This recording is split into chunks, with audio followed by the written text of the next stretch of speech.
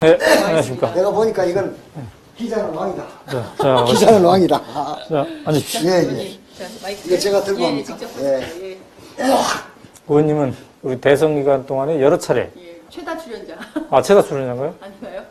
부산역에서도 그렇죠. 그때 붙들려가지고 잠깐, 제가 하지 않았습니다. 그랬고, 예. 예. 여러 차례. 근데 하여튼 우리 그다음에 최종적으로 오영호 대표 기자라고 그러나요? 뭐라고 네, 그러나요? 대표 기자라고 합니다. 대표 그냥. 대선 기자. 때 참 열심히 다니시던데. 아유, 뭐, 이목희 본부장님께서 더 열심히 하셨죠. 예. 마지막 그 개표의 밤, 그때 이제 9시인가 8시 반으로 예. 기억합니다만, 전화연결을 오마이뉴스와 예. 대선 전에서의 최후 인터뷰를 하셨죠. 그렇습니다. 예. 아직 괜찮다. 네. 더 까면, 개표를 더 하면은 역전할 수도 있다. 이렇게 했는데, 결국, 역전은 되지 않았습니다. 네. 자, 그 후에 이제 여러 가지 가슴이 쓰려셨을 텐데요. 개인적으로는 어떻게 극복했습니까? 어디 뭐 등산을 갔습니까? 아니면. 아니요, 저는 그런 건 잘 못하고요. 황망한 마음으로, 그리고 지지자와 국민들, 당원들께 죄송한 마음으로 그냥 한 20여 일을 이렇게 그냥 가라앉아 있었습니다. 네.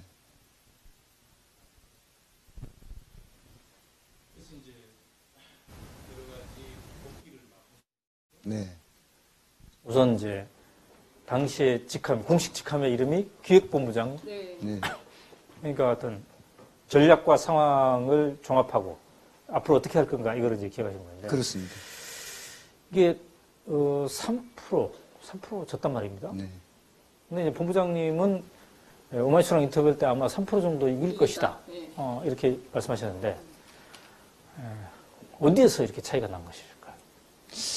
뭐 우선 제가 3%좀 이길 것이라고 봤던 근거는 사실은 대선일이 임박하면서 지지도 차이가 박근혜 후보와 문재인 후보의 지지도 차이 거의 없어졌습니다. 현실적으로. 거기에다가 제가 근거로 봤던 것은 어쨌든 정권 교체를 바라는 국민이 정권 연장을 바라는 국민보다 많다는 점이고요. 또 우리 전통적 지지자들 중에는 여론조사에 숨는 표가 있고 또 이른바 SNS 표심이라고 얘기되는 여론조사에 잡히지 않는 표가 있다고 저희들은 판단을 했고요. 그래서 이런 걸 종합하면 이길 것이다 이렇게 봤습니다. 근데 결과적으로 숨은 표가 야당 표가 아니라 여당 표였던 거 아닙니까? 그래서 그건 좀 분석을 해봐야 될 텐데요. 네. 뭐 지금 이 장 기자 말씀하는 뭐 그런 것도 적용해 볼 수 있다고 생각합니다. 네. 이제 아까 몇몇 의원들이 만나면서 들은 게 컨트롤 타워가 없었다. 네. 예. 그리고 이제 신경민 의원 경우는 선장이 누구인지 모르겠더라. 네. 뭘 상의하려고 해도 누가 결정하는지 애매했다. 선장은 끝까지 나타나지 않았다. 이런 표현을 썼는데 그 컨트롤 타워 리더십 부분에 대해서 지금 복귀해 보면 어떻습니까? 그게 제가 보기에는 이제 우리가 민주 캠프, 시민 캠프, 미래 캠프 이렇게 세 개 캠프를 꾸리고 수평적 리더십 이렇게 해서 왔잖아요. 사실은 지금 돌이켜 보면 이게 중반전까지는 괜찮았습니다. 근데 이제 막판에 오면서 저는 뭐 시스템의 문제가 뭐 그게 무슨 성패에 큰 영향을 미치다 이렇게 보지는 않습니다. 그러나 어쨌든 의사결정의 집중성 문제는 막판에 좀 드러났다, 보였다. 이렇게 말씀드릴 수 있겠습니다. 예를 들면은 무슨 의사결정을 하는데 본부장 뭐 10여 명을 다 모아놓고 중요한 의사결정하기가 좀 쉽지 않지 않습니까? 예컨대 미래 캠프, 민주 캠프, 시민 캠프 한 명씩 무슨 예컨대 대표자가 있고 이 셋을 모아서 그중에 누가 상임을 하면서 의사결정을 해갔으면 좀 의사결정의 집중성은 높아지지 않았을까 이런 생각은 지나면서 하게 됐습니다. 죄송합니다. 근데 김부겸 의원이 사실 사회공헌대 본부장 역할을 한 거 아닙니까? 글쎄요. 그러니까 언론에 알려지기로는 그가 상임을 하고 있었지만 그에게 권한은 없었다. 이런 또 그 얘기들이 흘러다녔거든요. 당시에. 글쎄, 제가 그래도 선대위가 돌아가는 것을 상당히 많이 할 수 있는 위치에 있었는데요. 예컨대 무슨 캠프가 꾸려지면서 후보와 친소 관계에 따라서 이렇게 있는 사람들이 다 있죠. 그 어느 캠프나 뭐 우리나라뿐만 아니라 다 있지 않겠습니까? 문제는 이제 그게 무슨 선대위의 공식 시스템의 결정이 훼손된다든지 하는 경우에 문제 아니겠습니까? 저는 그런 데서 뭐 심각한 문제가 있다고는 저는 느끼지 않았습니다. 그러니까 뭐 아까 누가 그 말을 했는지 모르겠습니다만 어쨌든 상임선대본부장들이 자신들이 판단하고 그것을 회의에 붙여서 결정하면 그걸 갖고 후보랑 얘기할 수도 있고 뭐 저는 물론 뭐 그분들의 뜻만으로 그렇게 됐겠는가 이렇게 볼 수도 있습니다만 저는 뭐 심각한 훼손이 있었다고 생각하지 않습니다.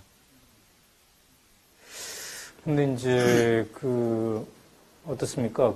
민주당과 새누리당의 기본적인 이제 전략, 홍보 이런 과정을 보면 말이죠. 새누리당에서는 자기네들이 일관되게 3% 내지 4% 이기고 있다. 이렇게 얘기하지 않았습니까? 근데 이제 기획본부장 하시면서 민주당 자체 여론조사 이런 것들을 쭉 이렇게 관찰하셨을 텐데, 흐름이 말이죠. 이게 3% 지는 걸로 계속 나왔습니까? 아니면은, 거의 가깝거나, 혹은 일부 역전되거나, 이런 흐름도 감지됐습니까? 어떻습니까? 여러 개 여론조사 중에서 일부 역전된 것은 무슨 네. 공식 기관에서도 나왔었죠. 네. 나왔었는데 저희들 판단에 의하면 선투표일이 임박해서는 거의 근접해 있었다. 이렇게 여론조사 지표상으로 거의 근접해 있었다. 이렇게 말씀드릴 수 있습니다. 그렇다면은 최종적으로 이 3% 차이는 어떻게 해서 났을까요? 그래서 이제 대선을 평가할 때 여러 가지가 있지 않겠습니까? 크게 나는 두 가지가 있죠. 하나는 구도 또는 구조의 문제가 있는 것이고요. 하나는 요소 또는 요인의 문제가 있습니다. 그러니까 예를 들면은 이번 대선을 평가할 때 구도의 문제를 어떻게 분석할 것이냐. 또 우리가 득표율을 높이는데 장애가 됐던 요인들은 뭐냐. 이렇게 구분을 해야 될 것 같습니다. 근데 이제 우선 결론부터 말씀드리면 이번 대선은 4.11 총선은 몇 가지 요소들만 잘 했어도 우리가 충분히 과반수가 넘는 일당이 될 수, 그러니까 과반수 정당이 될 수 있었다. 이렇게 보이는 반면에 전 대선에서는 역시 구도의 문제가 근본적으로 작동했다 이렇게 봅니다. 무슨 문제인가 하면 예를 들면은 97년도 대선에서 김대중 후보가 39만 표인가 이기지 않았습니까? 그때 보면요. IMF라는 게 있었고요. 그 다음에 DJ 비연합이 있지 않았습니까? 물론 뭐 김대중 후보가 준비된 대통령이라는 이미지도 있었습니다. 2000년 대선을 보면 노무현 후보가 있었고 행정수도 이전이 있었습니다. 노무현 정몽준 단일화가 있었죠. 지금 돌이켜 보면은 97년도에 IMF가 없었다면 뭐 이인재 후보도 출마를 했었습니다. 당시에는 2002년도에 행정수도 이전이 없었다면 즉 다시 말해서 구도를 다시 만들 수 있는 이런 구조들이 없었다면 과연 이겼을까 이런 생각을 해봅니다. 지금 생각해보면 그런 구조가 형성되지 않았으면 이기 어려웠을 것이다 이렇게 봅니다. 다시 말씀드리면 결국은 여러 가지 요인에 의해서 그러니까 우리가 해방 이후로 여러 가지 요인에 의해서 지금 이제 보수와 진보 이렇게 세력을 나눴을 때 지금 우리가 드러난 게 48대 52의 구도 아닙니까? 지금 48대 52의 구도인데 결국은 이걸 우리가 52대 48의 구도로 만들지 못한 그게 근본적인 원인이 있다. 그러니까 구도 자체를 52대 48로 지난 5년 동안 이명박 정권은 그것을 우리가 만들기 좋은 그런 기초가 되는 정권이었지 않습니까? 근데 그걸 우리가 그 구도를 바꾸는 그런 노력을 제대로 못했고 성과 내지 못했다. 이것이 제가 볼 때는 가장 기본적인 분석해야 한다고 생각하고요. 그 밖에 뭐 득표율을 올리는데 방해가 됐던 여러 가지 요인들은 역시 존재한다 이렇게 생각합니다. 자, 근데 이제 투표 당일날 말이죠. 방송 3사가 이제 출구조사를 하지 않습니까? 근데 한 오후 2시경까지 흘러나온 정보들이 문재인 후보가 다소 앞서고 있다. 이런 정보가 이 기자들이나 이런 데 퍼졌습니다. 혹시 본부장님 앞으로 왔습니까? 예, 들었습니다. 그때 그거 믿었습니까? 못 믿었습니까? 글쎄, 확실하게 내가 직접 본 건 아니기 때문에 네, 네. 뭐 100% 신뢰할 수는 없죠. 그러나 대략 그런 결과가 나올 수도 있겠다. 예, 근데 이제 제 질문은 그게 말이죠. 그때 당시에 방송 3사의 출구조사나 실제가 그렇기 때문에 그런 정보가 흘러다닌 건지 아니면은 새누리당의 박근혜 후보 캠프 측에서 이 문재인 캠프의 긴장을 이완시키기 위해서 조직적으로 역정보를 흘린 것인지 거기에 대해서는 어떻게 혹시 생각이 있으시나요? 그건 제가 생각해 본 적이 없습니다. 예. 근데 그러면은 그때 당시까지는 문재인 후보가 이겼는데 2시 정도까지는 그 후에 역전됐다 이렇게 생각하시나요? 글쎄, 저는 아까 말씀드린 것처럼 오후 3시쯤인가 제가 그 얘기를 들은 것 같습니다. 예. 근데 그 얘기를 제가 직접 본 게 아니기 때문에 저도 전해 들은 이야기인데, 그렇기 때문에 그게 뭐 어떻게 된 것인지 잘 정확하게 판단하기 제가 좀 어렵고요. 예. 그렇군요. 자, 그러면 이제 어쨌든 당도 지지자들도 이른바 멘붕 상태에 빠져 있는데 어디서부터 새 출발을 해야 될까요? 이게 향후 5년 뭔가 새로운 설계를 해야 된다면 어디서부터? 저는 뭐 이번 비대위가 이제 만들어졌고 네. 비대위 첫 번째가 총선 대선 특히 대선 평가 아니겠습니까? 이 대선 평가를 잘해야 하는데요. 네. 저는 여기에서 무슨 이러저러한 요인들을 평가하고 누구에게 책임이 있고 이것도 중요하지만 더 중요한 것은 대선 평가의 기초에서 민주통합당이 앞으로 5년 동안 가야 할 그랜드 플랜을 만들어야 한다고 생각합니다. 다시 말씀드리면 48대 52의 구도를 52대 48로 만들기 위한 그런 계획이 큰 계획이 만들어져야 하고 그 큰 계획 밑에 세부적인 실천 계획들이 만들어져야 하고 그것을 실천할 수 있는 체크리스트가 만들어져야 하고 그걸 5년 동안 예컨대 지역적으로는 혹은 계층적으로는 혹은 세대별로는 어디에 뭘 타겟으로 해서 무슨 노력을 해서 현재 이런 상태를 우리가 목적하는 그런 상태로 만들 수 있는가 이런 세부적인 실천 계획을 만들어서 그것을 끊임없이 점검하고 실천하는 것이 지금 우리한테 그게 바로 대선 평가를 하는 가장 근본적인 이유다 이렇게 생각합니다. 근데 4.11 총선에 대한 패배에 대한 평가가 당의 공식 평가가 최종적으로 안 나왔다. 그런데 왜 그럴까요? 그런 충격적인 패배를 당하고도 평가를 못한 당인데 이번 대선도 제대로 할 수 있겠느냐? 사실은 이제 정당이라는 것이 아직 좀 후진적인 측면이 있습니다. 네. 보통 선거에 이기면 백서라고 해서 뭐 자화자찬식의 책을 한 것씩 내고요. 지고 나면 그냥 보통 대략 그런 식으로 굴러왔습니다.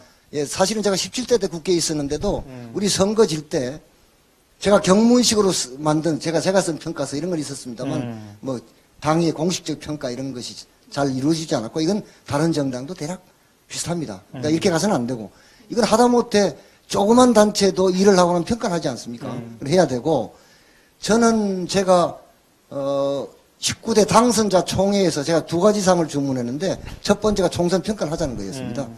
그것도 기초 자료는 이렇게 저렇게 준비해야 되지만 정말 프로들이 평가를 해보자 그런 것이었는데 그게 뭐 민주정책연구원 차원에서 만들어졌고 그게 무슨 뭐 공식적인 권위를 제대로 인정도 못 받고 제대로 토론되고 채택되지 못한 뭐 이런 점이 있습니다. 뭐 그런 일은 앞으로 있어서는 안 된다 이렇게 생각합니다. 대선 평가는 제대로 될 것 같습니까? 그것은 어쨌든 지금 비대위가 뭐 일할 기간이 짧긴 합니다만 대선 평가에 대한 우리 성원들의 일치된 이런 견해가 있기 때문에 의견이 있기 때문에 저는 돼야 된다고 생각하고요. 문제는 평가위원회를 잘 구성하는 것일 거라고 생각합니다. 그리고 그 독립성을 확실히 보장해 주는 것이고요. 그런 것이 되면 근데 예를 들면 저는 이것을 물론 당내 인사, 당외 인사가 함께 있어야 될 거고요. 그리고 이것은 공부한 사람도 필요하지만 실제로 다양한 운동을 해본 이런 실제로 프로 의식을 지닌 다시 말씀드려서 무슨 이런 학문적 분석에도 능해야 되지만 전략 전술에 능한 이런 사람들이 팀을 만들어서 제대로 분석하고 평가해야 되고 그 목적은 아까 말했듯이 민주당의 5년 후를 내다본 그랜드 플랜을 만드는 그런 평가위원회에 한다 이렇게 생각합니다. 예. 기획본부장님 하셨으니까 임목희 본부장님도 개인적인 평가를 좀 하시면 어떨까요? 뭐 할 수 있습니다. 네. 그래서 오마이뉴스에 기고도 좀 해주시고. 네. 기고요. 네. 근데 사실 저는 좀 어쨌든 간에 저는 선대위에서 주요 직책을 했던 사람이고 그래서 사실은 진 사람이지 않습니까? 그래서 좀 저는 지금 제 발언권이 좀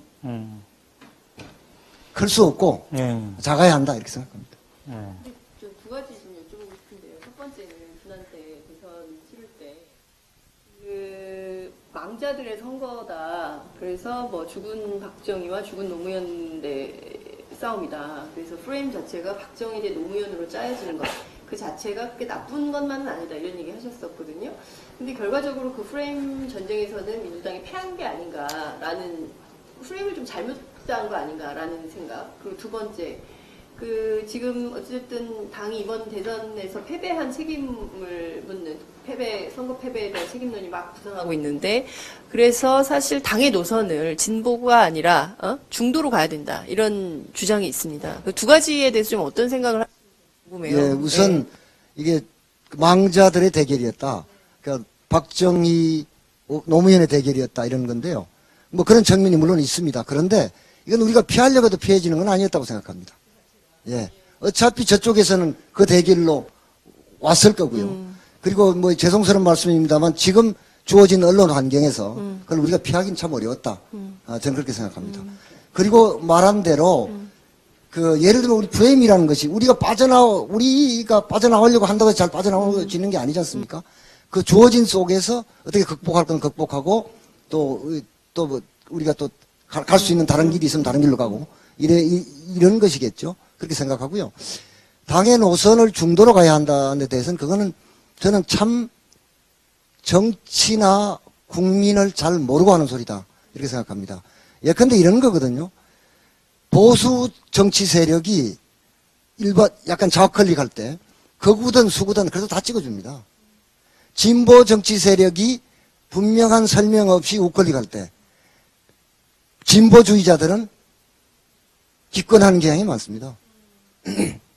그러니까 진보가 지지자를 확장해 가는 과정이라고 하는 것은 네. 진보의 정체성에 분명히 서서 거기서 미래 비전을 이야기하고 정책을 얘기하고 그게 중도에 있는 사람들로부터 진정성, 신뢰성을 인정받을 때 네. 진보가 확장되는 것이죠. 이것은 사실은 모든 정치나 선거의 경험이 입증해 주는 것입니다. 이거는 그러니까 진보 정치 세력이 우경하면 중원이 획득된다. 전혀 아닙니다. 그런 선거가 없고요. 그런 정치가 없습니다. 그래서 그것은 저는 평소에 사람이 그렇습니다. 그러니까 사물을 종합적으로 보는 게 아니라 자기 관점에서 자기 주변에 있는 사람들 얘기를 듣고 그런 생각을 가졌던 분들이 지금 선거가 끝나서 우리가 선거 끝나면 그 얘기 많이 들었습니다. 또 그런 얘기, 그러니까 원래 하던 얘기가 다시 나오는 것인데 저는 그 길로 가는 것이야말로 민주당이 진짜로 곤란한 길로 간다. 그렇게 생각합니다. 가는 순간 죽는다. 이렇게 보시나요? 제가 국민이 판단을 하시겠는데요. 예. 저는 민주당이 여기에서 우클릭하고 중도로 간다. 그것은 민주당이 훨씬 더 예. 지금보다 왜소한 정치 세력으로 갈 가능성이 높다. 근데 비대위 자체가 이제 관리형 비대위, 중도 비대위 이렇게 가는 거 아닙니까? 혁신 글쎄요. 비대위라고 보기 어렵잖아요. 그러니까 이제 이런 선택이 있겠죠. 사실은 비대위라는 것을 길게 하는 것은 옳지가 않습니다. 명색이 비상대책위원회인데 이게 뭐 긴 기간 가는 건 옳지 않겠죠. 짧은 기간 내에 가야 되는데 이 비대위는 두 가지는 확실히 해야 되겠죠. 하나는 총선, 대선 평가를 확실히 해야 되는 것이고요. 하나는 전당대회, 우리가 전당대회 하면 이런저런 말이 많지 않았습니까? 이런 문제점들을 잘 살펴서 정말로 제대로 된 전당대회를 준비하는 것이겠죠. 그런데 문제는 역할이 주로 거기에 정해져 있고 하나 더 보탠다면 초기 이제 이른바 박근혜 정권에 대해서 적절한 정치적 대응을 해가는 거 아니겠습니까? 그렇게 봤을 때 전자 두 개, 앞에 두 가지를 열심히 하면 된다고 생각하고요. 거기에서 사실 그래서 제가 말씀드린 것은 평가위원회를 사람 구성을 잘 하고 사람을 잘 구성하고 그게 확실한 독립성을 부여하고 그리고 사실은 그걸 이제 만든다고 되는 게 아니죠. 제가 볼 때는 일단 국회의원들부터 더 나가면 각 지역위원회 간부들까지 다 토론에 붙여서 그 모든 토론을 거쳐서 수정 보완된 평가서가 만들어져야 하고 채택되고 그리고 그걸 채택해놓고 그냥 지워버리는 게 아니라 그 평가서에 따라서 평가서로부터 나온 그랜드 플랜에 따라서 모두가 거기에 기속돼서 한 걸음씩 나가야 한다. 네. 이런 합의를 하는 게 네. 중요하다고 생각합니다. 그냥 이목희 기획본부장님도 평가를 하시면 되겠네요. 저 나름대로는 이제 제가 평가를 했죠. 음. 평가를 했는데 이제 예를 들면은 제가 제가 말할 수 있는 범위 내에서는 무슨 뭐 당에서 평가위원회에서 요청을 하면 할 테고요.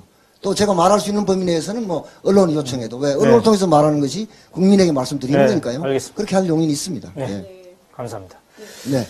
고맙습니다. 자, 굉장히 원래 좀 마음을 시간에 뵈려고 했어요. 추스려야 되고 예. 그럴 때인데 이렇게 또 응해주셔서 감사합니다. 네, 이 국민을 대신해서 물어보니까 대답을 해야죠. 감사합니다. 예, 감사합니다.